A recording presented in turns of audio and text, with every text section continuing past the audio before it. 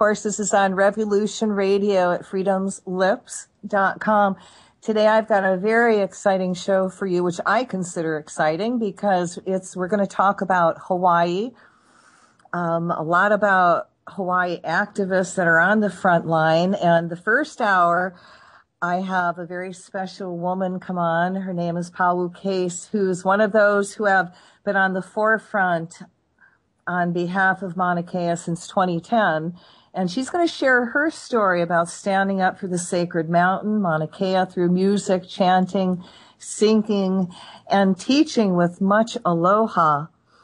And then the second hour, I have more Hawaii Aloha with Richard DeLeon, who is a kahu, that will talk about cultural enlightenment. And we're going to see Hawaii through his eyes. Now, when I came here to Hawaii 10 years ago, I actually brought one of the biggest crystals. I have a 1,000-pound Earthkeeper crystal on the island. And I was met by a kahuna, and she told me that what is done in Hawaii will reverberate all around the world. And I believe it. Hawaii is very, very different. The people here are very different. And they understand the meaning of love and kindness. So right now, we've got something very important going on in Hawaii. And it is the 30-meter telescope that some countries and other people want to put on the top of Mauna Kea, which is one of the sacred mountains here in Hawaii. And many people are standing up and just saying, no, you can't. This is not a good thing. And this is what we're going to talk about. And before I bring them on, I also want to share with you really quickly, for those of you that also participated in the power prayer about the CERN project, I was sent notice this morning that it actually went down again. So, pat yourself on the back. This is something that God did not want to go ahead on. And thank you for joining me and, like I said, and giving it a lot of energy.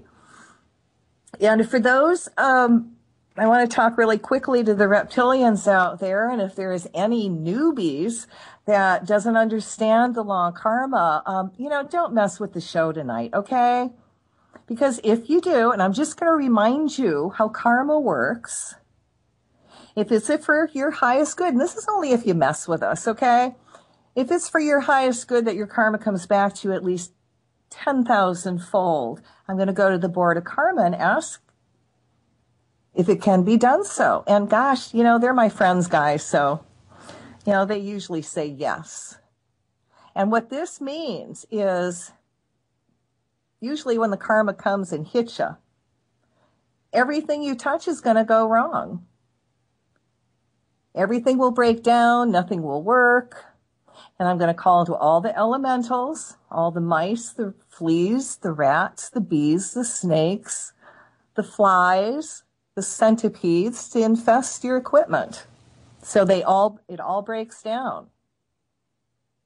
Everything you touch breaks down if it's not used for the highest good of all. And then it gets better because you're going to see me in your dreams. And when you see me, I'm going to be absolutely gorgeous. I'm going to have really long hair. And when you see me, you're going to go, wow, this woman is the most beautiful thing on the planet. And about then, my hair is going to shape shift into snakes. I'm going to send them after you. And you can't run, you can't hide. When my snakes bite you, you're going to turn human. And the venom is so strong that it's going to go backwards and forwards hundreds of thousands of generations and turn all of them human too. So you show kindness and respect and love. So, if you don't want that to happen, leave us alone tonight. Sablesha. So, Pua Case, who's going to be on really shortly, she's the wife of Kalani Flores, the mother of Havan Rios and Kapule Flores. And they all stepped into the contested case for Mauna Kea in 2010, joining 5 other petitioners who are already in the case, many of them who have been standing for the mountain for years. Now, they're presently appealing their cases. And, right now they're standing for Mauna Kea with so many people here and around the world who are supporting the mountain, supporting the people, and supporting the points that she's actually made, and she's going to explain here tonight, to help everyone from Hawaii and the mountain keep an 18-story telescope building off our sacred mountain. And, that's really important. And it's not an indigenous thing only. Many, many people of all races are joining in on this protest and this fight. You're standing up for the mother, for the earth, for the mountain. Now, this is not a good project at all. And, if this does go up, this telescope project will use at least 10,000 gallons of water, of wastewater a day. And, we all on the island like to know, where are you going to get that water from? And who approved it in the beginning? It's really, really crazy. But anyway, it's going up, or they want it to go up. They haven't broke ground yet. And so there's massive protest. Pua, are you there? I'm here. I'm Havane. I'm waiting for my mom to get on. Awesome. How are you? I'm good. How are you? Oh, wonderful. I feel very honored that you guys are coming on tonight to share what's going on in Hawaii and on the mountain. Yeah, mahalo nui for calling and for inviting us to share. Well, while we're waiting for your mother to come on, you're on the mountain right now, aren't you? I just left. I'm at Pu'uhuluhulu, right at the foot of Mauna Kea. Would you like to do an opening chant for us? Sure. It's yours. Oh, right now?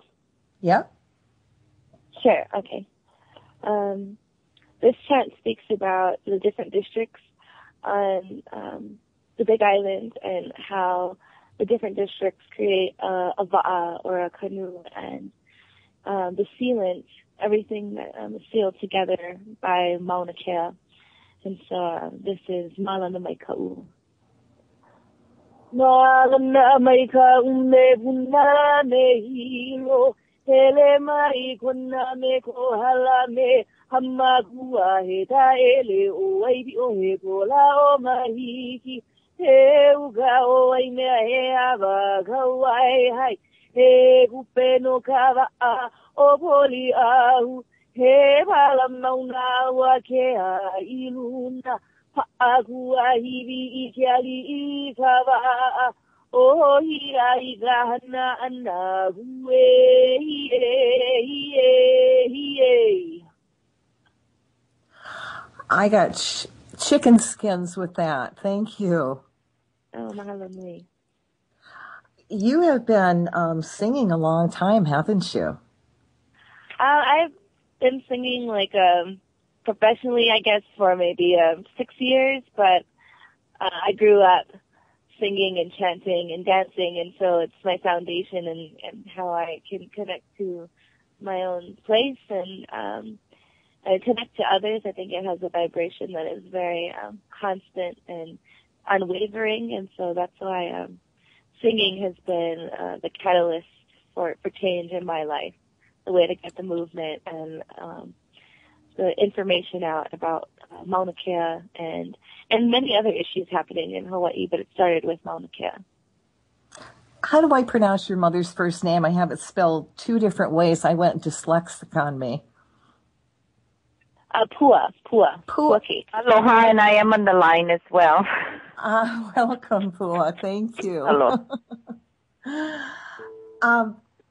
Can we your daughter did a beautiful chant in opening. which I got chicken skins. It was just beautiful. And would you like to just jump in and tell us about what's going on the mountain?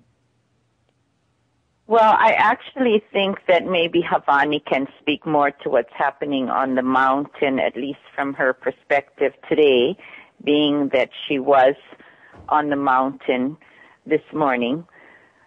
So if maybe I'll defer that to her, and then I can come in with some other information. Beautiful. Okay. So today was especially special for me because Kanu'akaina, the students of Kanu'akaina Charter School, came up to Pu'uhuluhulu and gave their ho'okupu, their offerings to the Ahu ceremonial grounds of Pu'uhuluhulu, which is right beneath Mauna Kea, and then they headed up to the Mauna to the campgrounds where right now we have a few tents set up and a new hale made out of ohia wood and lolu palm and pohaku just got erected there, and so we got to go and visit these campgrounds and visit with the people up there, and it was a beautiful day to have our keiki up there because they're the ones that are going to be taking this torch and moving forward with it, and so it's really important that they can see and be a part of it because they're such a huge part of the movement, and they're like, Mauna Kea as a sealant, like when we say in the chant, the sealant. I believe that our young ones and our elders really act as that for us in this movement and in this ohana. And so right now we have people bringing up food. Etiku Kahakalau brings up food every day, a hot meal. People have been donating water and supplies to the camp and come up to take care of the people that are staying up there. And today it was actually it was very special because it was the first time that we had a women's circle. And in these kinds of movements, it's so important to take care of our own evolution and our own personal growth and to help one another with that. And so it was beautiful to sit with the women who have been on the mountain, women of the Mauna, and get to share about their experiences, their concerns, their joys, their pains. It's very special to be able to share about that and how we can move forward together and be a stronghold, in this family. And so there's many special things going up on the mountain this week. They're planning on doing workshops and having a lot of talk story and, continuing with this purpose and the intention to be there in alignment with Mauna Kea. And I'd just like to give a shout out to the land crew. We like to call people, we say downstairs from the mountain, doing a lot of the legwork. There's a lot of unsung heroes that are doing a lot of the media production, doing a lot of the care for the people that come off the mountain. And so there's just a lot of groups working together to keep this movement going. Can you explain what the word aloha means? For me, I always say what Auntie Luana Neff says aloha is. And she says aloha is a firm commitment to pono, a firm commitment to what is right. And for me, that means the firm commitment to each other and it means action to me, and it means process and reflection. And to me, that's one of the best ways to describe what this is. And in this Pua Aloha, we are really we're looking to the ancient ones, to our ancestors, to the leaders of the past to help us to understand what Pua Aloha means. And we look to the words of Hale Makua. And so this Pua Aloha, which is really like, it's a commitment to each other and to this mountain. It's really what is keeping us together and keeping us focused. And so this is what we got to teach in the women's circle today, which what I think encompasses what Pua Aloha is. And it says Love all that you see with humility. Live all that you feel with reverence. Know all that you possess with the heart of discipline. With love, with love, with love. And that is the words of our leader of the past, which is Halamakua. And so that to me is what aloha is. That is so beautiful. Everybody up there reminds me, if you could imagine, remember the Lord of the Rings movie, and Gandalf is standing out there with his staff, and that evil creature is coming, and he just, slams it down, and it's like, you shall not pass. Mm. And that's the strength I feel from you all. Mahalo, it's like you are the front line. You are the front line. What I consider the front line. You're out there, you're doing it, and you're doing it in love and the right way, in right action. Yeah, there are many people up there that are, up there every day. And, for us, we're seeing that there's a balance and a harmony with the people that are up there and the people that are down, working on the legal side, working on injunctions and appeals and also working on the media. And so I think that, like, every single person is so integral to this movement, like every person's energy and vibration and the people up there, really on the front lines. Like, I feel like I get to see both ends, get to go up to the mountain and really be in a really great space with these people, a great space of communication, then come down and see the other side. So we're seeing both spectrums and how they work together and how integral they are to this movement. Now, are you encouraging people to come up and join the protests from all over the world? Right now, the mountain is it's a fragile ecosystem. And so, we have to walk gently. We have to be mindful of how we're staying up there. And right now there's a camp there. And so we have to all be very mindful of what we're bringing up there, how we're speaking, how much noise we're making. And so I would say, we want to call the people that want to come, the people of the world that want to come, when we need the numbers, when we need the people to stand with us. And so when there's like a reprieve, like in a week like this where there is no construction, and we're seeing that maybe not a lot of people need to be on the mountain at that time. Let the mountain regenerate and take care of itself, and when there's a time for action, that is a time for people up there. That is a time for us to really stand together for this sacred place.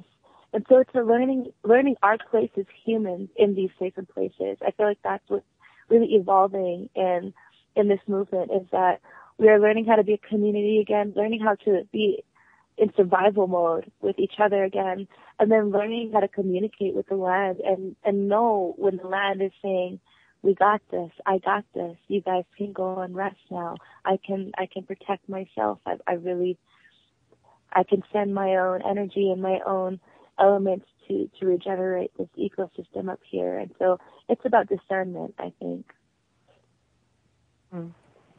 Beautiful. I really would love my mom to speak to this as well. Pua, what would you like to add? Can you just, again, I want to go back and can you actually explain the telescope? I did a little bit before you came on, the 30-meter telescope. They already have telescopes up there, don't they? Sure. So what I'd like to say to begin is, as I'm listening to my daughter, who's 26 years old, who's been in this contested case with her family. We got into it in about 2009, informally, and then formally jumped into it in 2010. We joined 5 other petitioners that were already had standing, that were in this case. And so when I listen to my daughter as she's talking, and I listen to how much she has grown since we first took our step into this case, even though we have lived beneath the slopes of the Mauna our entire life. To hear that gives me much hope. To hear her speak, I know that we leave this Mauna in good hands in the next generation. So to go back now and just speak about the telescope, we are in an appeal right now. We are in 2 appeals, and yet the construction has been approved to begin in its initial phases.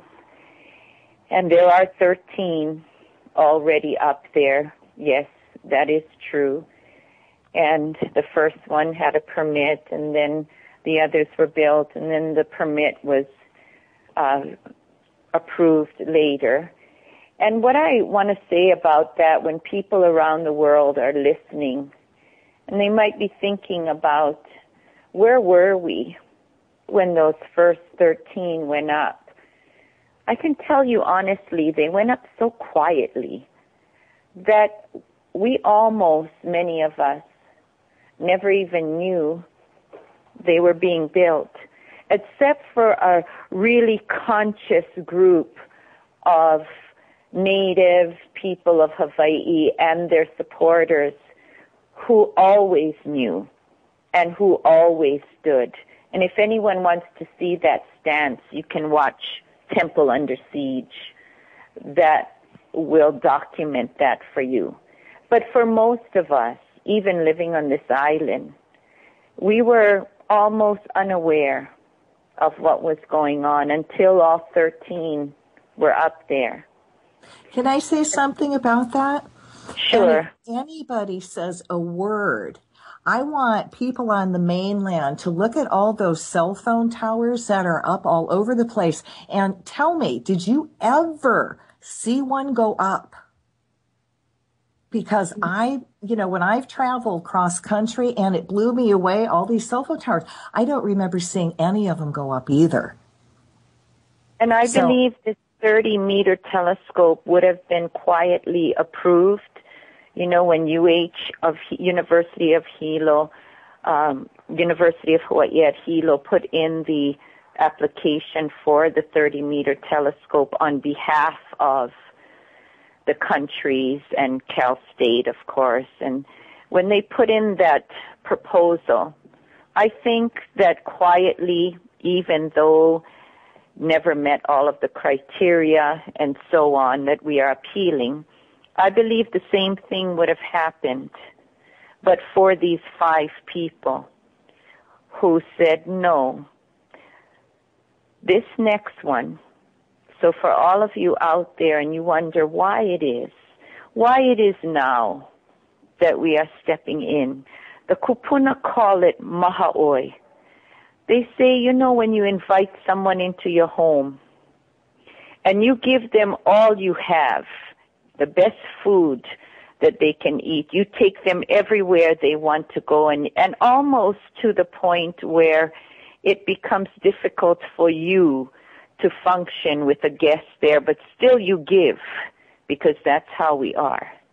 And then there comes a point when you cross a line, when you truly outwear your welcome, if I can put it in the most simplistic of terms. That is maha'oi, when you go over the boundary and you think you have a right to my house now.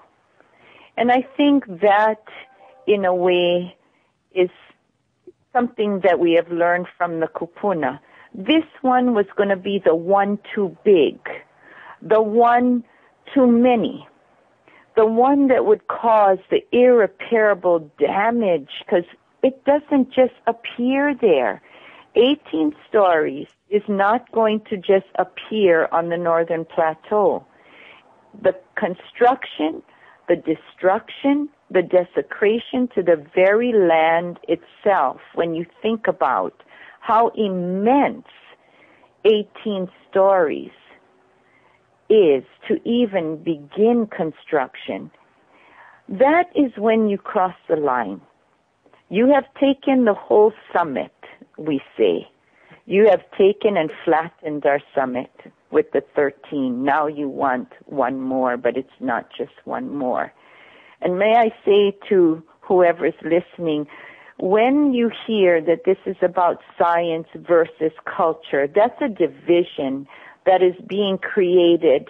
That's a tactic. That's a strategy. When we entered into this case, it wasn't ever about science versus culture. It was about a building 18 stories high. It could have been anything, but it happened to be a telescope. But 18 stories is going too far on the Mauna. And this is when our people, even after this 5 years, this first 5 years, we managed to hold them off, entangled in the court system. So 6 petitioners now have worked with their supporters to keep a telescope, a building off the Mauna that never did meet all the requirements but still was approved. And you can imagine all the reasons why it might have been so without even going into it.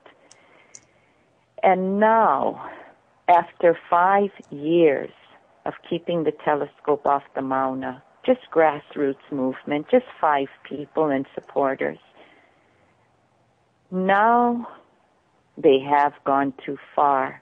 And they thought that they could start to build, and maybe there'd be 10 people, or 20, or even 100 that might have raised a voice. But no, that wasn't so. This time, our people are collectively, and not just our people. When I say our people, I'm saying people of the earth, people around the world, are looking this way. And why are they all gravitating to this now? I firmly believe because this mountain is the world's largest mountain from the sea floor. So when you have that word going out, world, even in the unconscious, the world begins to take notice, and they begin to turn their eyes this way, and they begin to feel it in their heart, because there are places all around the world who are standing for their own mountains, for the sea, for the lands, for the water, for their ways. And this time, we happen to catch the attention of the world. And maybe that was due what was necessary to be done. Maybe arrest needed to be happen as we saw that. They needed to occur because that brought the attention. Are we willing to go that far in a small little place in the islands, a speck in the Pacific, known for the Aloha spirit that everyone had heard of? All of a sudden, the people were rising. And the world took notice. And here we are today. Yeah, when you talk, I got so many chills, and here we call it chicken skins. And it makes me want to cry when you talk. Can we do a prayer for the mountain? Of course. Of course. And you know, when we speak of the Mauna tells us and shows us that the mountain is okay. The mountain is majestic. The mountain is powerful. It could shake us all off with one mighty shake. And maybe it will have to at some point. But for now, I say the prayer is for all of us. The prayer is for us here on the mountain, when we come down off of the mountain, to be able to maintain a kapu of aloha. And when we talk about a kapu of aloha, as Havani was saying, that means that there be no chaos. That means that there is a reverence. There is a respect. There is a reestablishment and connection to each other, to the ways of our ancestors, in simply how we treat one another in our highest self possible, through our human experience. So we are all coming up at different levels. We are individuals. We are coming up to a mountain to do the best we can, bringing our upbringing, our patterns, all that we are, all that we've suffered, and trying to make a switch and a shift. When you reach a certain elevation, you are now in the Pua Aloha. So that's something that is training us to be our higher selves, our bigger selves, our kupuna, our ancestral self. And I think nowhere else could we have done this than the mountain, because the mountain has an expectation, I believe, because it is a sacred temple, that when we come up there already we are shifting. It is a place where there is a sacred vibration. It is the place of Wa Kea, the Sky Father, Papahanau Moku, the Earth Mother. So already it creates that. So only on the mountain, perhaps, could we have done what we are doing. And it's also, as I look on Facebook today, my thought of a prayer is now when the word is out, now when the other side really kicks in with all they have, that we remain aligned with what is pono. The Mauna is sacred. The Mauna has 13. The Mauna cannot have 18 stories on it when there's no 18-story building allowed on this island by law. So with all of that said, what I'm saying is the people are now going through, most of them are going through their first initial learning of what's going on, because they've stepped in, but perhaps this is the first time they've heard of it. They've just started getting involved, and already we are up on the mountain. So perhaps in the last 5 or 10 or even 15 or 20 years, they haven't really, it hasn't reached out to them. So right now, my prayer is that all of our people remain steadfast, remain true and aligned to the purpose, and that is to stand with the mountain, to be the mountain, to have the heart of the mountain and not be swayed by things like what they use always in every place around the world, jobs and educational opportunities. They always seem to get us with that. Don't you think? When someone tries to develop and take something away from a people, mostly a sacred place, a land base, they always say, what about the jobs? And the second thing is, we'll give your children educational opportunities they never had. So now we face those today, tomorrow. And we have to stay attuned that this is not for just this generation, but this is for the next 7 generations. And we stand firm together. So the Pule is really about all of us, don't you think? It's about the people. It's about staying aligned. It's about praying for the other side. It's about praying for hearts to be open, for minds to be open, for there to be an understanding that people cannot just come in and stake claim anymore. The indigenous peoples are rising. Their kupuna are calling them to become protectors before it's too late. And protectors not of their own land for themselves, but for everyone, for what is right for the earth and the air that we breathe and the water that we drink. And we're being called to that. And people are rising because they have to before it's too late. And we are amongst them. And we are collectively coming together because we are conscious at this time. We are aware, and now we are being called to action. And when I look up that Mauna and I stand amongst them, those willing to stand are mothers with babies in backpacks.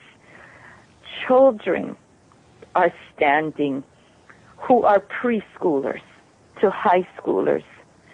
Fathers and mothers are standing. We are not an army. We are people. We are people tied to this place. We don't have a blueprint to follow. We haven't had to stand like this in a number of years, really stand and lock arms. Most of the kids and the young people standing now have never gone through that. But they are standing. And so to the world, you're all watching us. Know that we are a work in progress. Know that we are finding our way in the best way that we can with all that we have, and we are learning as we go. But we are going, and we are going forward, and we are individuals. We come from all different islands, and we are everywhere, but yet we come together for the mountain. So we will face challenges, yes, but it is too late for most of us to walk backwards. We are in this. We are in this because our mountain and the spirits of the mountain have called us, and it is a privilege to stand. Auntie, if people wanted to show support and send you some donations, how could they get a hold of you? Well, as we always say to everyone, the way we all got connected together is sacred Facebook. It has connected us throughout the world. So there is a Facebook page called Stand for Mauna Kea that they can go to. They can go to my Facebook page, Pua Case. We'll just lead them. There is a alohamaunaKea.org page.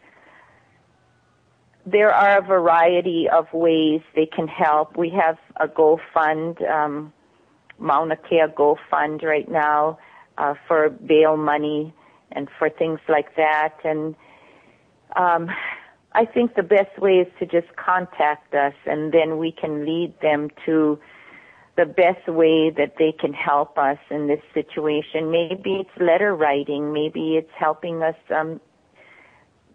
to spread the word. So if anyone out there wants to help us, wants to stand with us in some way, the first way is just simply standing with a sign saying, I am Mauna Kea, or we are Mauna Kea, and posting it. And when you do that, you become the Mauna Kea Ohana with the rest of us, and that's a good way to begin. And from there, we all walk forward. Could we be honored with another chant from Havani? Sure. Or do you guys want to hear a song? Well, you know, I love when you do the chants, you're using the power of the spoken word. And because it's live air, everybody's giving it energy. So if you could do it. Okay. Or Awesome. why don't you do a song that has a chant in it? So you can cover both Okay. at the same time. Oh, you're a beautiful compromise. Yeah, isn't it? You best of both things, you know? The best of Well, all. I'm going to pass it to my mom to ask her which one she would like me to do. I'll say you could do Seventh Generation Nation if you choose. That has a chant and maybe that one. Okay. I'll do this.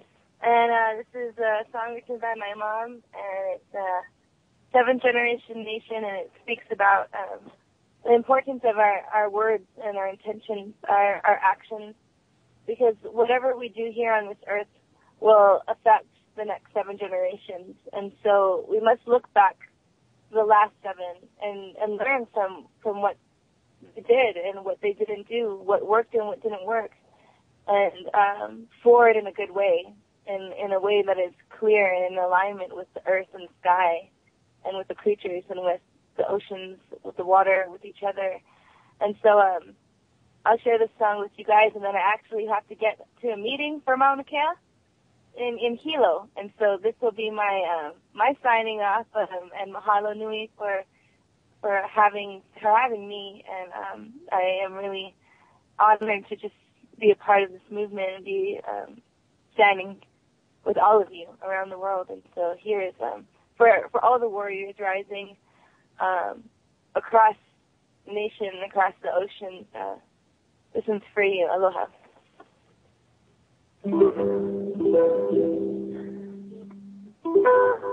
Hano ka aina, hano nali, aloha aina.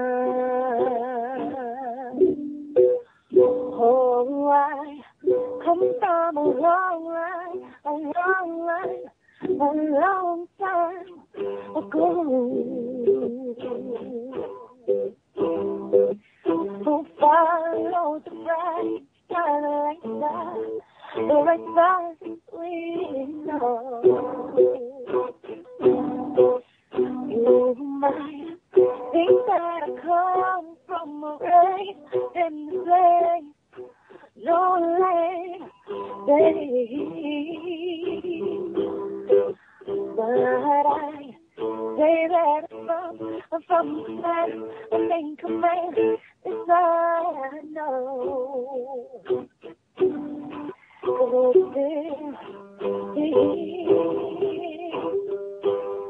'Cause the grandmother's holding down. It's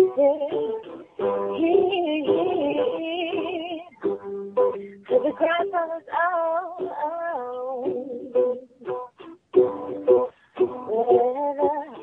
Seven generation nation has not going down.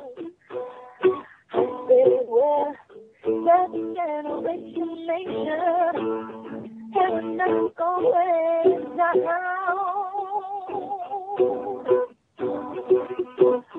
Galani, Pagalani, Pagali, Paina Mauna Kea, Aloha. Hello, hello, oh, Hawaii liberation from agitation, reconciliation.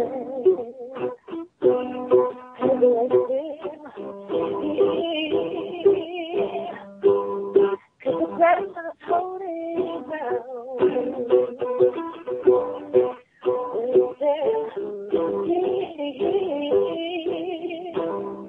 The grandma's out.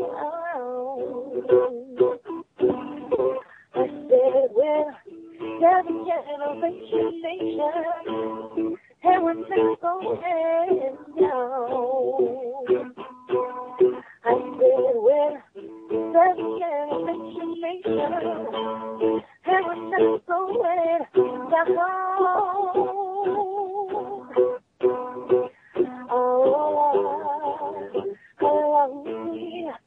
Oh, baby.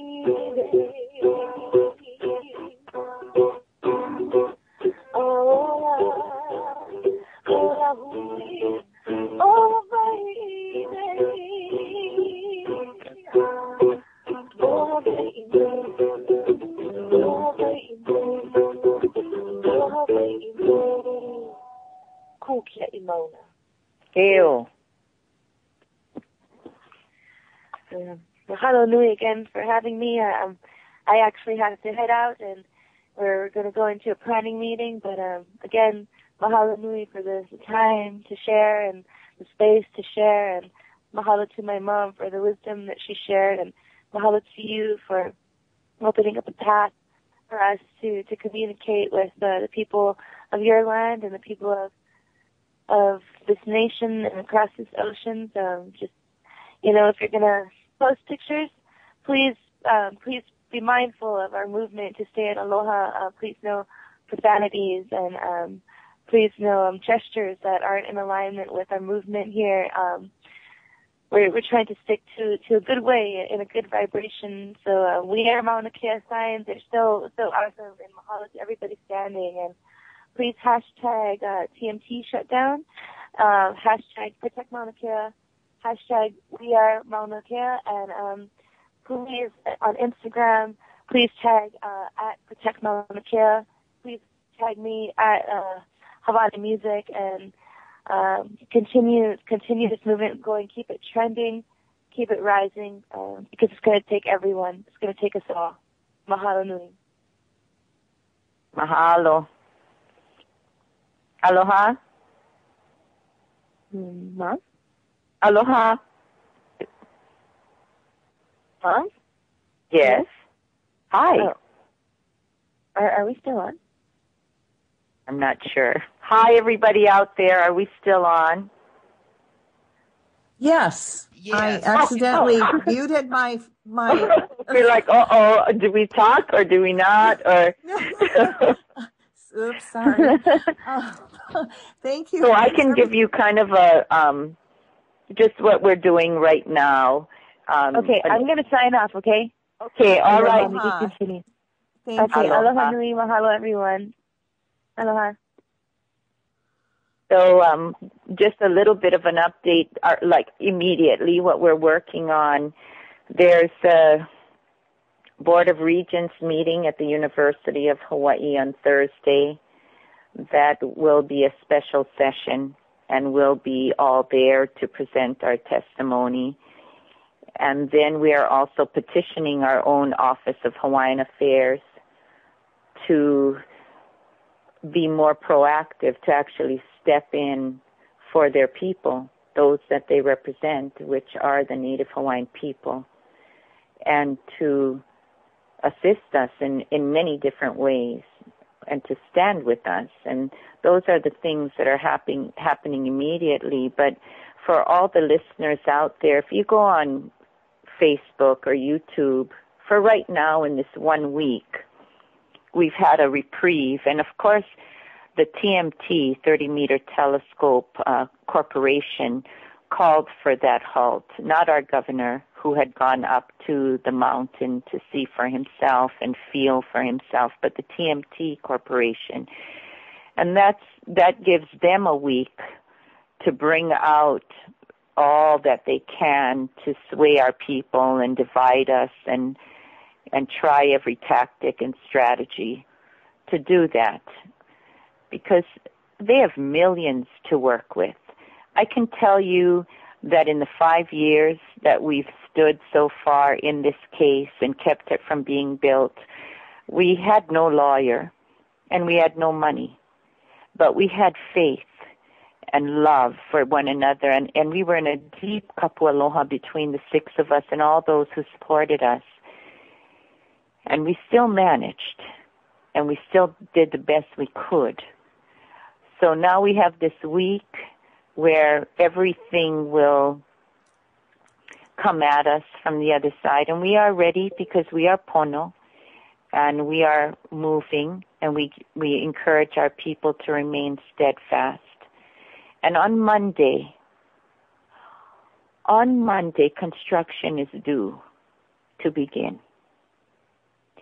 So though we are on the Mauna and we are taking school groups up there, and halaus are coming up from Mary Monarch and reconnecting with the mountain, on Monday there is a very real chance that the National Guard will be there this time. There is a real chance that double the police force will be there.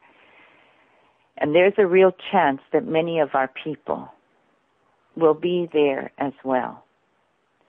And that's reality of what comes on Monday if we don't have some kind of resolve.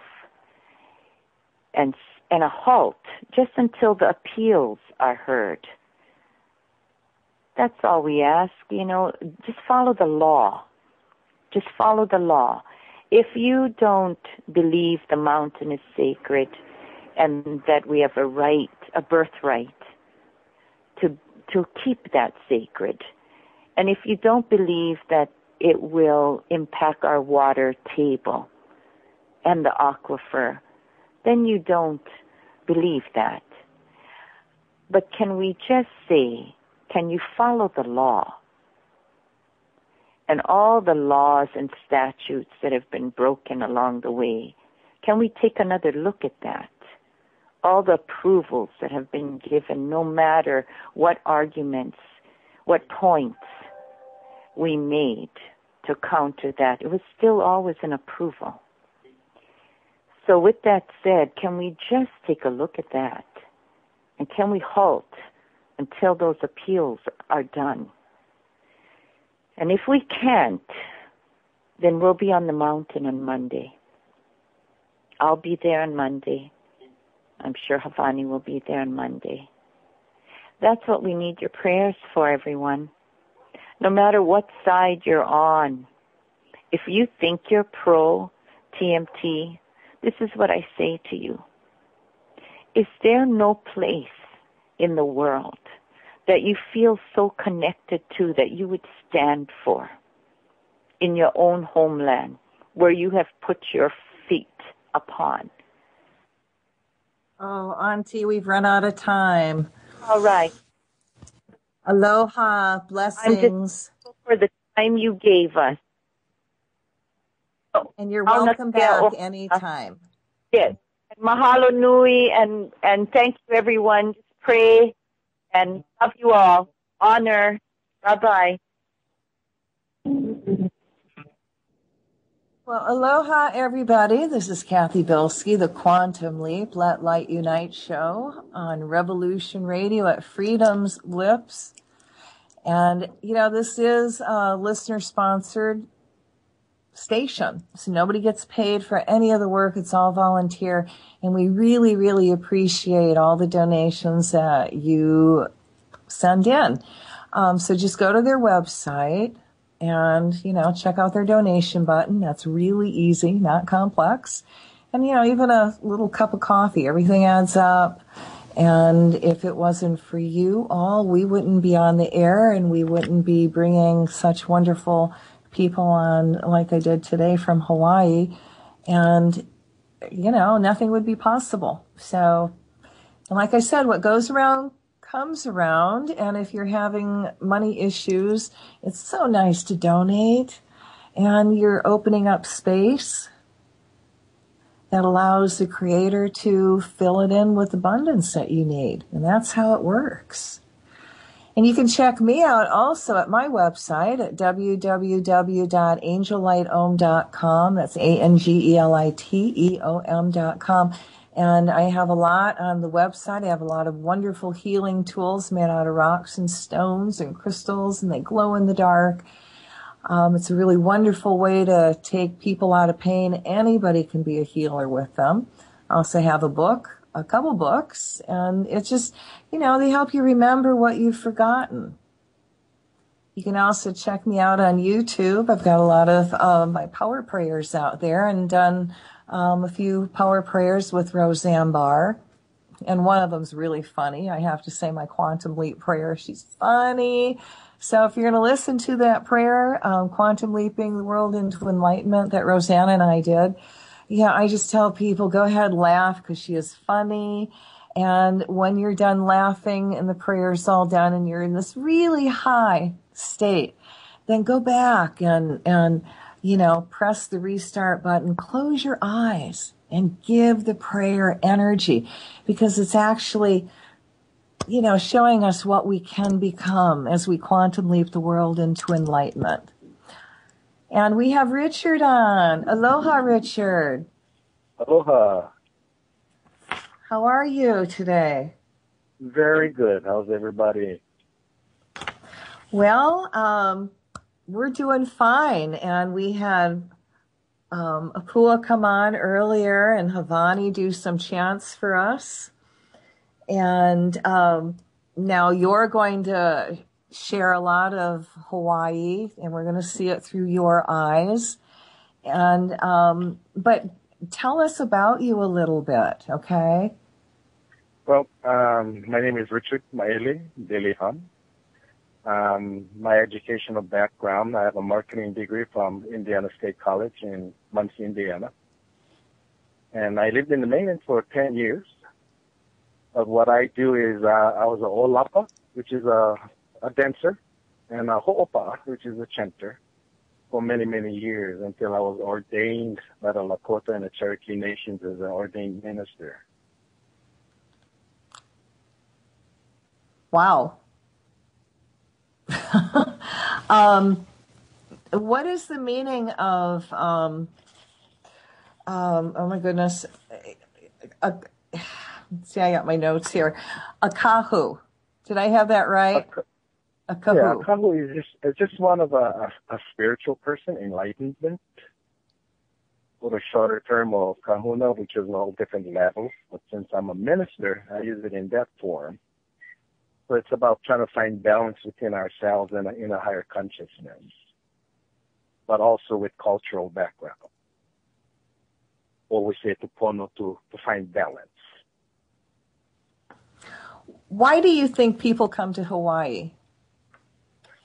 From my experience, since I own a tour company as well, and I do Hawaiian medicinal plants and protocols, and I've asked that question many times to all of our guests, and I get thousands of people on my tours for the last 13 years that I've been operational as a Hawaiian business entity, and they always say they come here for the energy. It's not so much of the beauty that they have, which plays a part of them, but everybody's seeking that energy level. So what I do is I find balance and I make connections by history and culture, and then we all get balance, and we're finding that metaphor. So do you actually show people the different medicinal plants that are on the island? Now, you were basically on Maui, don't you? I'm on Maui. Mostly everything that I do is in EL Valley, up on the West Maui Mountains. And if anybody look at the map of Maui, Maui is shape of the head and the body. So Maui is where the Battle of EL took place. So Kapenawai, when Kamehameha the Great came into the islands to unite the islands under one rule, coming over from the Big Island with 500 battle canoes. And the battle took place up inside the EL Valley of Kapenawai. So that's where mostly my tours go, inside there. So it sounds like another very sacred space. It is. And all of Hawaii is sacred, no matter which way we go, because we, as Maoli Kanaka Hawaii, we are spiritual people. And there is a difference between spirituality and religious. So when I speak to all my guests that comes to the islands, I speak about spirituality, because then we all become one. We all think one. When there's religion, in my own opinion, and when there's religious comes into play, it starts segregating everybody else's, so they lost the individual spirituality. So I try to make a connection on that level. So it's not always stay in lower self. I try to bring everybody else to a higher consciousness and communicate on that level. And then later on we can go back to lower self. But most of our communication is always done on a higher consciousness where all doors open, yeah.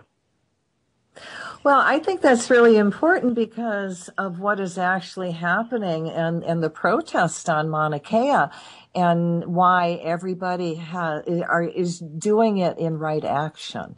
And it's so important that they stay in the heart and in balance in this one. It is.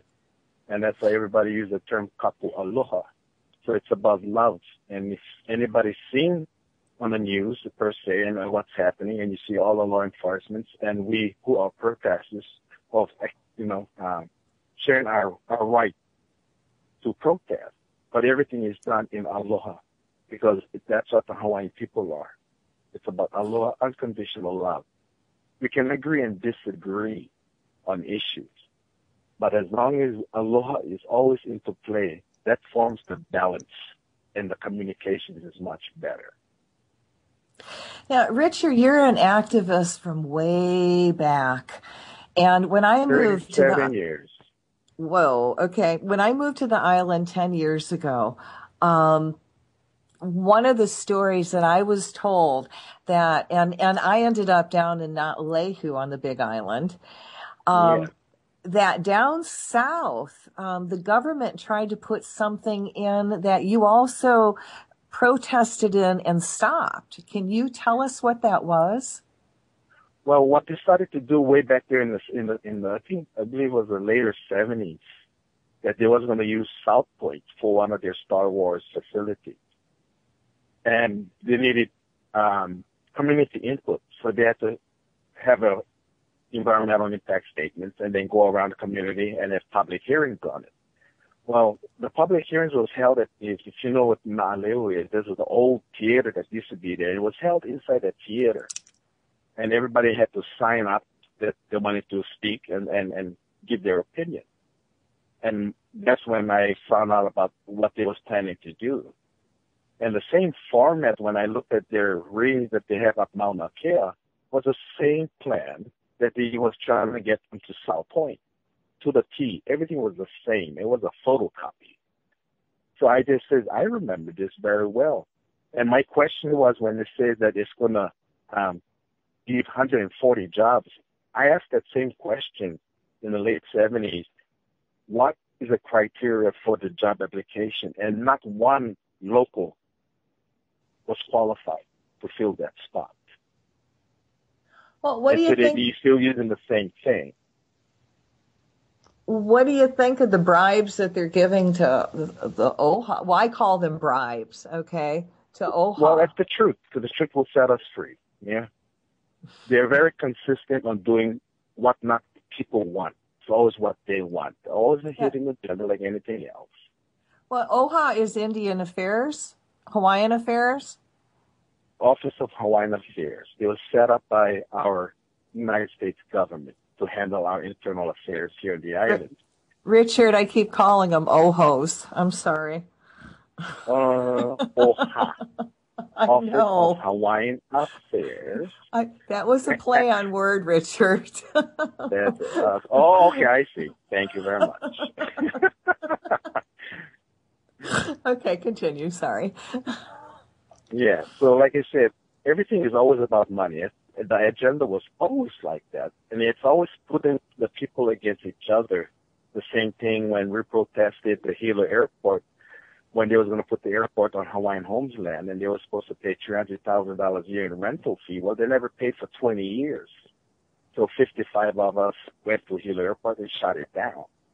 But everything was found out that it was right, because it's all about the law. We just always use the law against them because they're the one who set the standard. We're just questioning why they're not following their own laws that they set aside. Well, I was told when you guys did the protest down in South Point, and the man was telling me, he goes, you just got your ukuleles, you got together, and you sang, and you didn't move.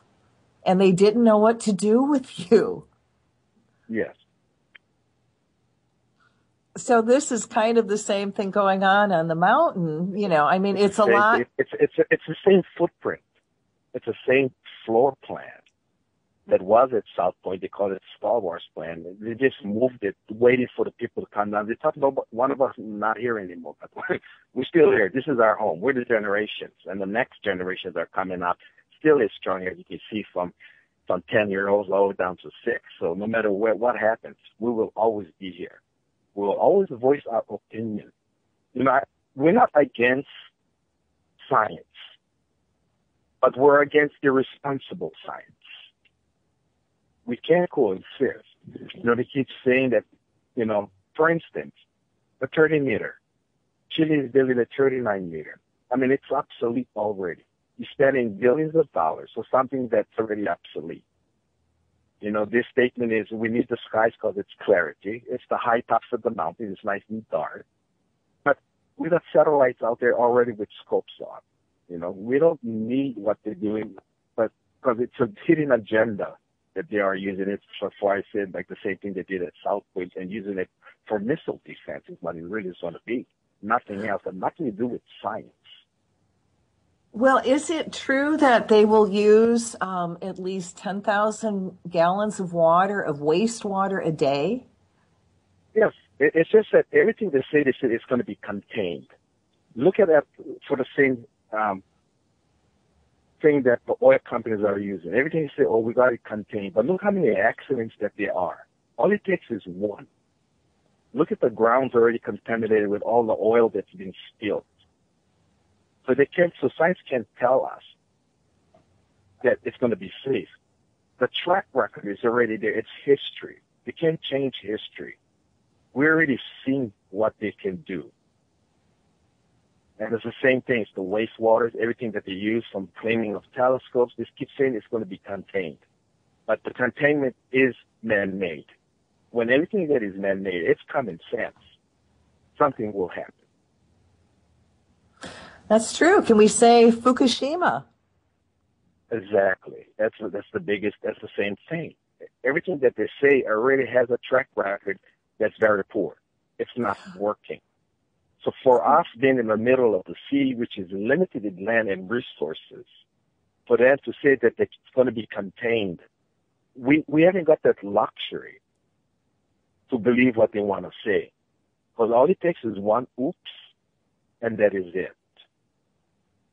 Well, there was something I saw on Facebook today about the university wanting to look for water up on the mountain, or no, at the bottom, at the base of the mountain, and giving all kinds of excuses why they needed to look for this water because it was so important to control it, basically. And it's like, leave well enough alone. Everybody's just doing fine without your all of a sudden wanting and needing control of this. Without continued interference on their part. Yes. It's becoming not just a spirituality or cultural issue. It's becoming a health issue. So many things, like I said, being in Hawaii, we're so secluded from everything else. So this analogy, yes, for instance, the TMT that's going on Mauna Kea or Mauna Kea. Now, if that becomes, for instance, my opinion of a Star Wars defense system, we're a target. Now, what's happening is, if you look at the bigger picture, if anything does happen, we're the first target. It gives them a second chance for comeback. It gives them that spirit of it's at our loss. We're the one who suffers because we're away from everybody else in continental. We're in the middle of the sea, so we're a big target. And that's a scary thought in it all. We're just a target. It makes, when you say it in that way, it really makes me want to go get a lot of people and go up there and protest Monday. That's scary thought. It's a scary thought. And it makes more sense. If you look at everything that's happening up there, and now the increasing Pua Case training camp, it only makes sense. I mean, you don't have to be a rocket scientist. All it takes is observation. Well, yeah, and I appreciate your observations. It's very important because you're actually kind of bringing everything to the surface that, it's really not being talked about. And, people don't understand how much military we have on the island. It is. It's a bigger hidden agenda, and it's continued to go that route. And then they're using our school systems and educational system, using our science system in the name of science. But it's bigger than that. And that's the saddest thing about what they always do. It's always a hidden agenda. Or you can say, I always have a conspiracy theory, but my conspiracy theory makes more sense because of our observation, Well, again, when you've been an activist, and using that word activist, it's, you care for the land. And that's what Aina. Yes. Aloha, Aina, Malama Kaina. Do you love the land? To take care of the land will take care of you. And for us who is limited in our resources, we need to malama to take care of it for our next generations and next generations. When I first moved to Hawaii, one of the things I really had to look at is I never thought I'd be living around a live volcano. And what really impressed me was, and I understood it because I started really looking at volcanoes all over the world. And in Oregon or Washington, Mount St. Helena blew. And I looked at her as like, oh, she was very angry. And then you look at what happens, with the lava flow here. And it's gentle and it's loving. And it says, I'm coming down. You got maybe 2 days to get your stuff out. I'm kicking you off my land. Exactly. Ain't that remarkable? The difference. Good Lord, yes. And it's because people... It's a higher power. It's a higher power. And people honor the land. So if you honor the land, why would the land hurt you? Exactly. You know, we are one of its same. We share the same DNA in the same sense of, you know, the tree exhale, we inhale what it exhales. In reverse, it does the same thing. So it's a full cycle that we need one another. And if mankind continue to disturb that balance, and I have to question, why do all of a sudden want to find a home on Mars? Do they know something we don't know? I mean, well, can't we just get any memo? Can we just let them go? I mean, who cares? let them go to the, if we get them off the planet, we might be able to actually clean it up. I'll hold a bake sale for them. They don't have to pretend. Everybody wants them gone. They can't even take care of this world, and they want to look for other worlds. And I know that's kind of, you know, I know, but it's like, we need a chance. But, you know, why are you hiding it? We're not going to be sad if you go. Yeah, it doesn't mean they'll make it. That means they'll be off the planet. You know what I mean? Well, it's a choice. Right, exactly. So, like, yeah, good luck. Let me know how well it works for you guys. You know? Yes, exactly. So that's why Mauna Kea, Mauna Kea is so important in that sense of the cultural aspects. Like if the listeners heard Pua and explained in that sense, and Hawaii and how it is, because they're more entailed about the cultural value. For me, in my own opinion, I relate everything to a spirituality part of a higher consciousness and why it's all related to one another. It ties in. You know, it's like a tree. When its roots is tight and strong with many branches, we can feed many people.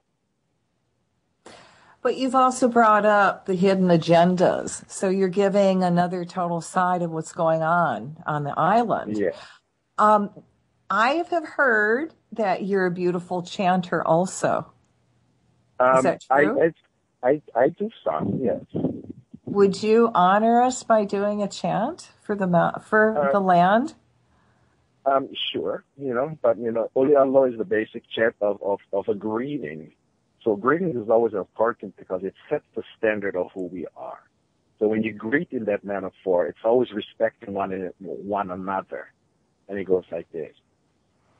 Mauna Kea kale wai hale wena kanoi uka no ye ando ine ale hoyo tai mai ai mai oko ike no me ke aloha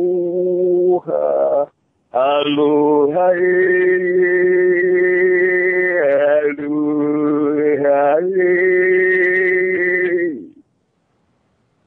And when we use aloha, it's not just means hello and goodbye. It goes deeper than that. It's the word of agape.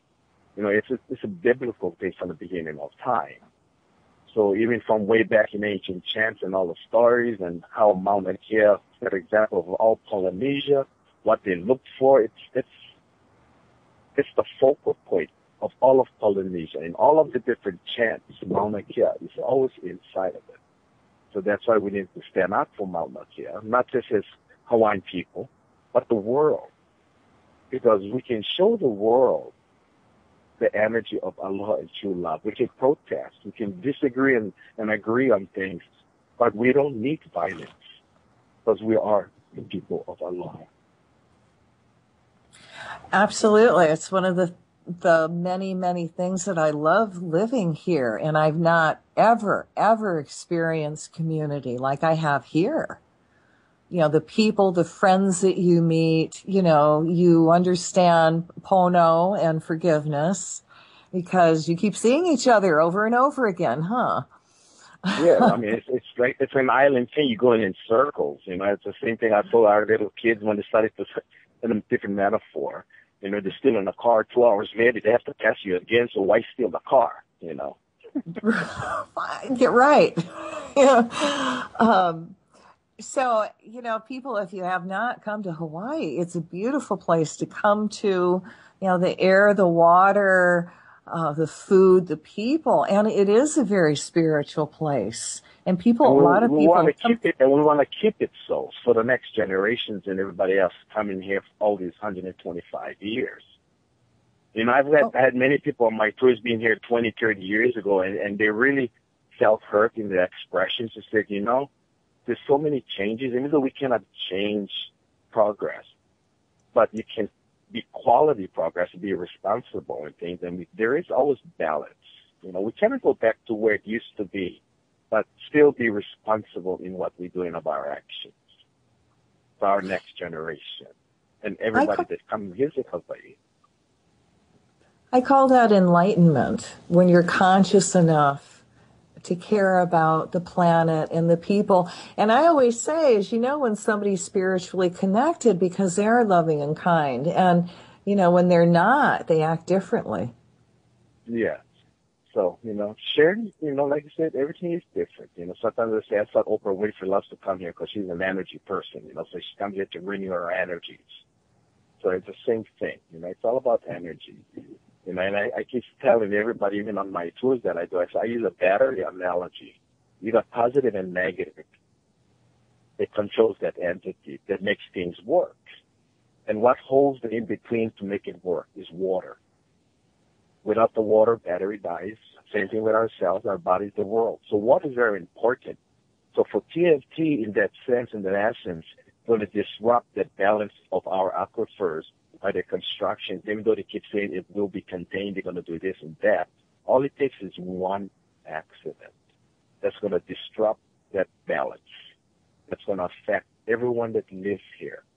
Because like I said, we're in the middle of the sea. I know that very well. And I'm grateful for that too, because again, it makes Hawaii what Hawaii is. It does. Ha is always the breath of life. So why kill that when you can share the ha, the breath? Now, I want to give people a little taste of Hawaii through your eyes, okay? So can you briefly go through all the islands just really quickly and give people a taste of Hawaii? Well, the island of Hawaii, the Big Island, or Kona, or also known as, in a different way they use it, as an Archean Isle, but it's the largest island in the Hawaiian chain, which is 7,000 square miles. Then Maui is the second island, which is 727 square miles.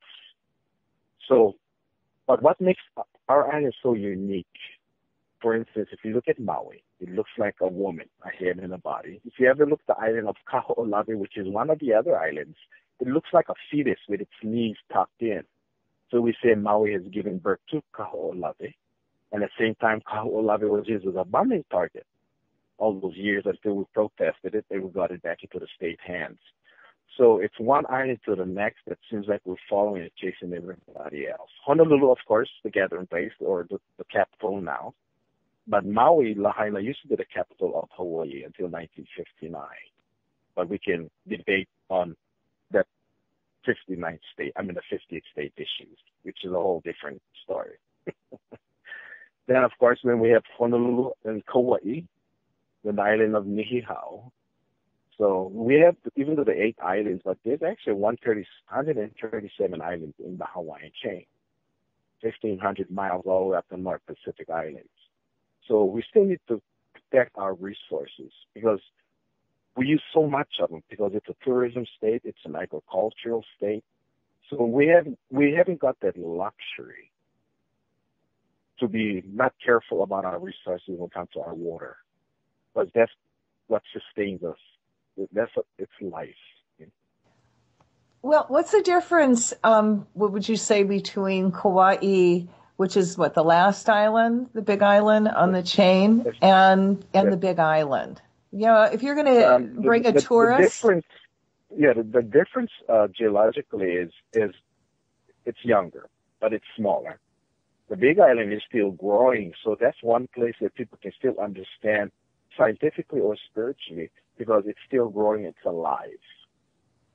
All the other islands is 7 million years old, so it's, there's no volcanoes active except the Big Island, where you guys live. So that's what makes Hawaii, the Big Island, much more important in this part. Hawaii, everything it's already done. It's a garden isle. It's, the road's only halfway around, but it's gorgeous and beautiful. And a lot of people go there because they just want to relax. So, to each its own, yeah. Yes, it definitely is a garden place. And I found that I've only been to a couple of the islands that they are so very different. It is. Everything, the tropics, the geographical part, everything, it's totally different. Every island is different. I mean, there's 13 climates in the world. You can go around one of my islands and see 11 of them. That's so unique about the islands. I know. That's what I love about the Big Island. If you really want cold, just go up higher. And, I'm really good where I am. I ran from Michigan, so I'm not looking for that cold. I did in Michigan. When I was in Indiana, I found out what a White House was. I thought it only belonged on a typewriter. And, you can cross that off your bucket list, huh? Yeah, that's it. I learned what it's breaking ice and everything else and driving on black ice. So, I'm glad that I am home. So I have to protect my home and for the next generation. And that's why we will never surrender. Because, compromise is not an option. It's who we are. This is what makes we as Maoli Kanata. This is what Aloha is, and it's not negotiable. Because thousands and thousands of people every year come to Hawaii to experience that. You say it so beautifully, Richard. I just want you to keep talking. Well, thank you very much. So tell us more about Maui. That's your home. I was born in Kealakekua on the Big Island. It's where my family all is. But when I came back after 9 years from Indiana, then I moved to Florida. I had my own hula show down in Florida, Sanibel Island. You have to have. Plantation. I have to say that you have to have fantastic legs. In what sense? I'm looking down at my legs and I say, "Oh, I do." Look, I'm sorry, darling. It looks kind of beat up. I've seen the hula dancers, okay, and their legs are like trunks. Well, it's good because there's a certain style in the old style we call aiha'a. So you always squat down a little more instead of just standing up dance hula. So yeah, it is an exercise definitely, especially when you have to dance on sand or dock walk like our Kumu Rest for Beautiful Soul. Let us walk around dock walks on the sand when the sand is soft. It's not hard sand like the mainland sand. So yeah, it is a workout.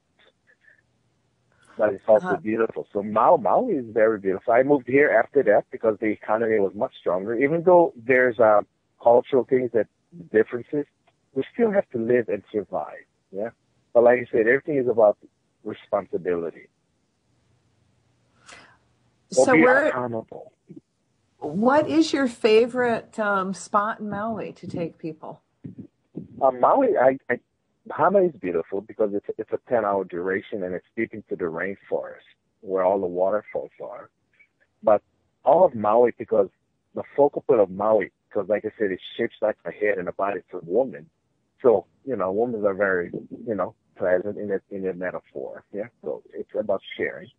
West Maui, I do it because of medicinal purposes. There's a lot that's in there. It's closer for people to come and see. Hana is a longer portion, but like I said, it's beautiful on the Black Sand Beach.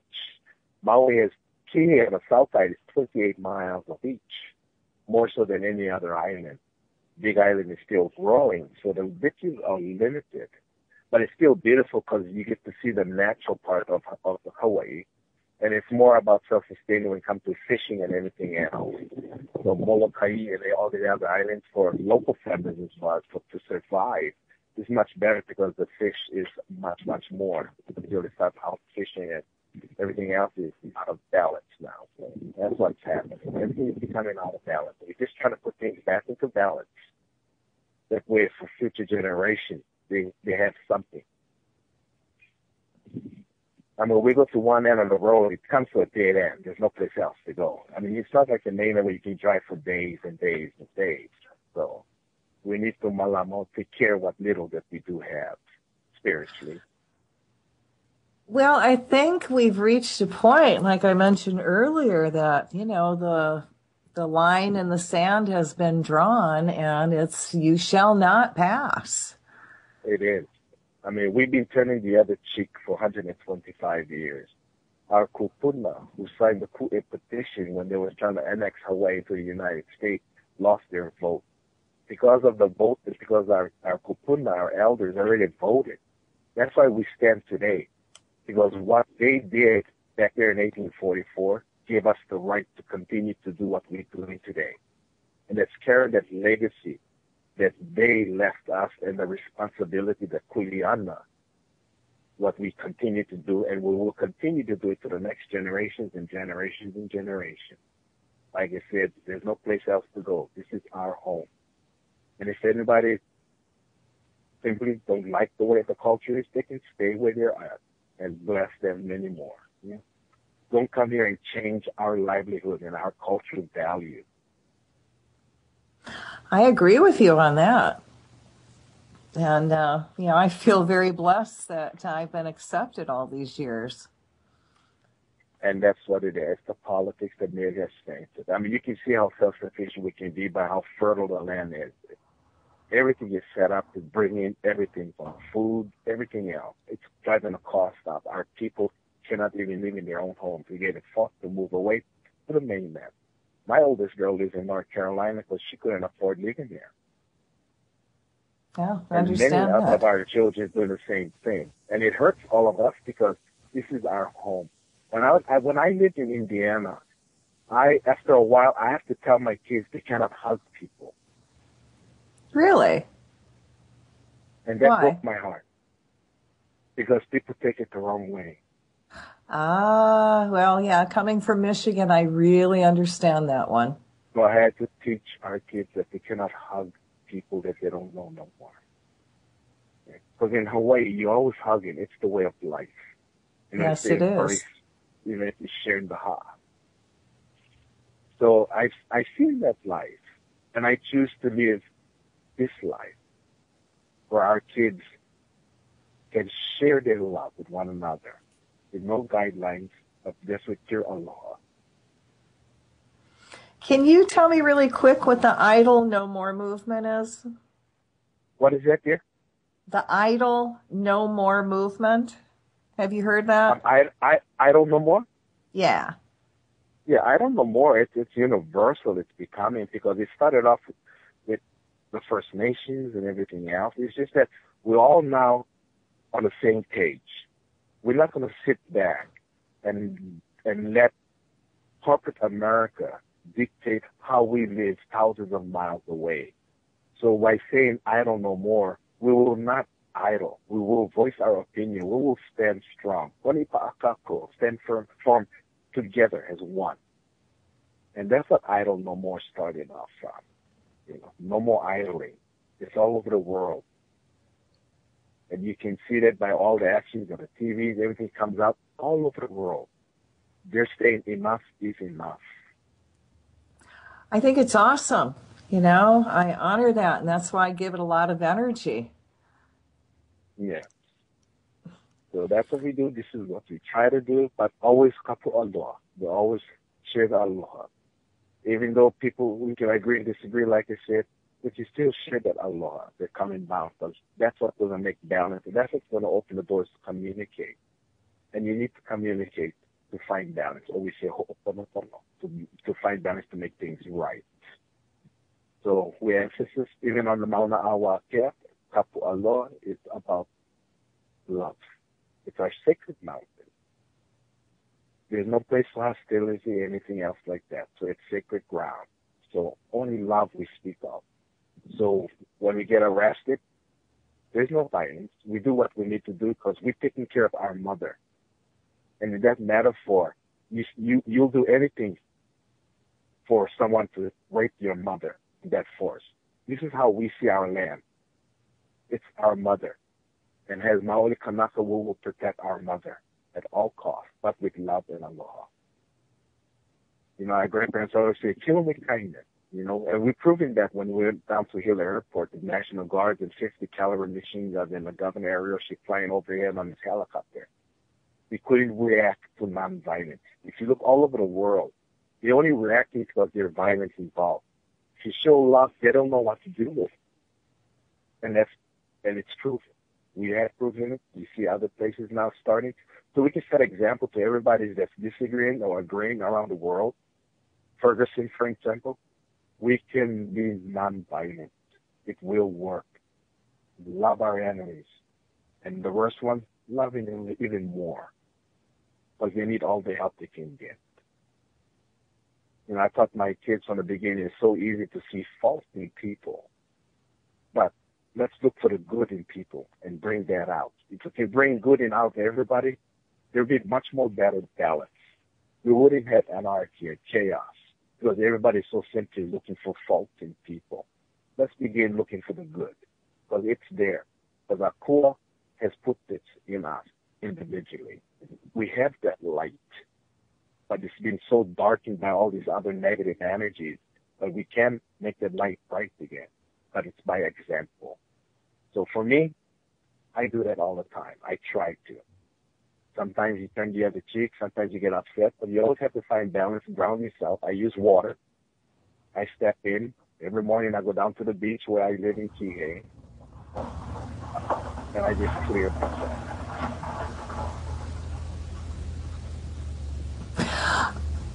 Richard, if people wanted to get a hold of you and maybe go on some of your tours or even ask you questions about the telescope, how can they do that? My webpage is www.hawaiian-eyes.com. My phone number is 808-280-6438. And people have been coming on my tours for 13, 14 years. Till today, I still have contact with them. They come here every year and just enjoy themselves. And they can't wait for me to come over all over the world, from Australia to Germany to Canada. They always ask me when I'm going to come to their side. So that's because when you share that love, that aloha, doors open. And that's where we want things open on a higher consciousness, where there is balance and we can communicate much easier, less stressful. Well, Richard, I've done a 2-hour show on Hawaii, and Havani actually opened up the show, and I'm a bad judge of time at the end of the show. Could you do a closing chant? And if we have extra minute, then we'll just talk ourselves out of the show. But can you close the show with a chant? Sure. This is called Kele. Kele is it talks about the lake that surrounds our islands from Nihihau all the way to the Big Island, to Kilauea, where Kawahine or Tutu Pele. So that lake continues to go around. It's that positive energy that it never releases. It stays in that circle. And it goes like this.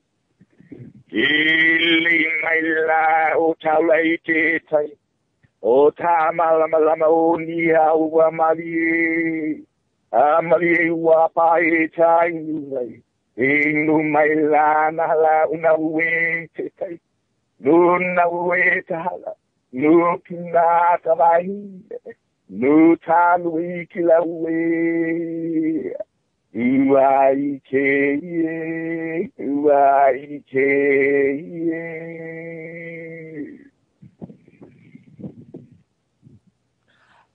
Is there a chant that you can do to help people raise their energy and become a little bit more open to the Creator? Well, in that sense, everybody can do it on an individual basis. It's not so much learning different ancient chants or acceptance. It's about enlightenment within yourself. We all have that key and that knowledge about walking around and just talking to the Creator in itself in our own language, no matter what there is. It's about acknowledging it. It's not about so much about ancient chants. So we all can do the same thing. It's just releasing, talk about love, talk about Archangel Michael, to open the doors and the gates, those that walks around that we don't see, have him enter them into the light. So there's many ways that you can do it. And you don't have to learn an ancient chant for that. No, that's absolutely true. But I was being selfish because, the listeners aren't allowed the gift of hearing Hawaiian chants like this. And I just wanted to have you do one more. And I'm thinking, okay, what can I ask them to do? We have extra time. I love hearing the chants. And you're using the power of the spoken word. It's going over the airwaves. Even if you wanted to do a special prayer for, everybody up on the mountain. This is a good time. Everybody up the mountain, for me, when I do this, because I'm a Olapahopa. I'm a chanter and a dancer at one time, even though now I have many other things that I do besides my weddings that I do. But it's always chanting when we're in the rainforest or walking around. It's about laka. Yeah? So it represents hula at the beginning, and it goes like this.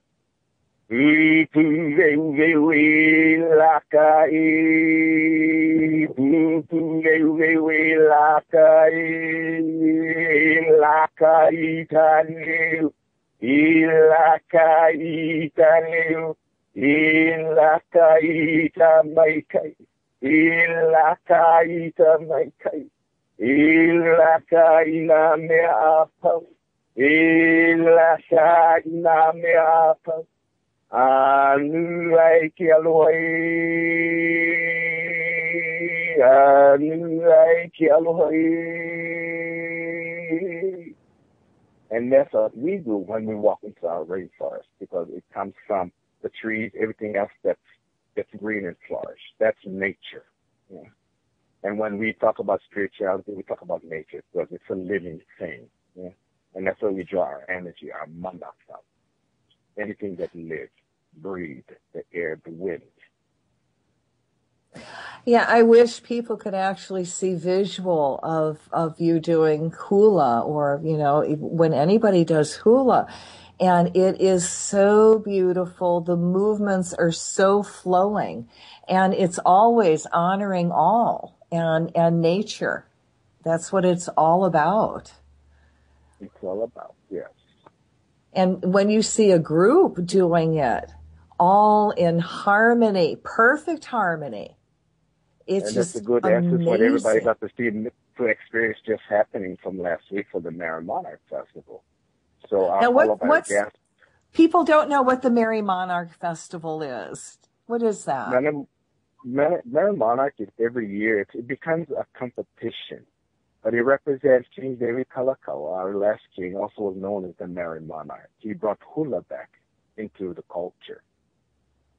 So that's why every year everybody celebrates Merry Monarch. So we get competitions from all over the world, from Japan, everywhere, that's competing and sharing. Yeah. And you get to see it in person, and then they also televise it. It's beautiful. It's just the energy. It's just being in that energy. And when you get all that energy, it's not just the energy itself, but when you're smelling Mother Nature at its very best, from all the different fragrance of flowers and scent that you might can imagine. It just stimulates everything that runs through your body. It vibrates. And that's what Merry Monarch does, because it's about vibrating, and it's about energy, it's about sharing, it's about ancient chants of generations to generations. It's about continue to sharing it. And we've been sharing it all over the world with all the different halals that are coming out now. It's very beautiful, I have to say. I think we got a few more minutes. What would you like to impress people about Hawaii? I think pretty much there's about, that was what I've done. Yeah. There's not too much more that I can say on a spiritual level, or on a cultural value, or on a political point of views, But it's just that we need to coexist. We need to be left alone for who we are as cultural and native Hawaiian people. Because people, millions and millions come here. They spend millions and millions of dollars. If Hawaii is not what it is, and there's no cultural value, people will come here. They can stay in New York, spend how much money, or Chicago, or any place else. But they come here for one reason, is to embrace what aloha feels like. It is a very special place, and I'm not saying that just because I live here. I feel, people ask me how I got here, and I always say I must be on God's grace program. It is. I mean, everybody loves it here, but they really get discouraged afterwards when they go through and they see what the prices and the cost of things. Yeah. Well, So, you know and that's what we say? Yeah, there's a 2-year initiation, Richard, and people either make it through the initiation or they don't. And if they don't, well, that's why we call the Big Island the Garage Sale Island, because they can't all take it away with them. They leave so much behind. You know what I mean? Yeah, exactly. So the island can, be harsh, but that's why it's not overpopulated either. That's good, and that is a good thing, because like I said, we often form balances, individually in what we do and what we like. But nobody should tell somebody how to live their life. We don't do the same. We're just here to share, and just continue to allow us to share. I had somebody our birthright to share. Absolutely, and I appreciate it. Trust me. Someone over Facebook started bringing up your flag, and I actually said, it's not on us at all to dictate what kind of flag Hawaii has or why. We're not Hawaiian. Right. Well, there's 3 different flags that fly that belong to the Hawaii, and I don't really. It's not my birthday in the flag, because it's not from Kamehameha III. So it changed from the yellow and the green and the yellow here. So that's not my specialty of why the flag the way it is, or why they changed it. Yeah. Well, yeah, I agree. There's so many much more important things to think about and to focus on. Yeah. And Mauna Kea is definitely priority right now.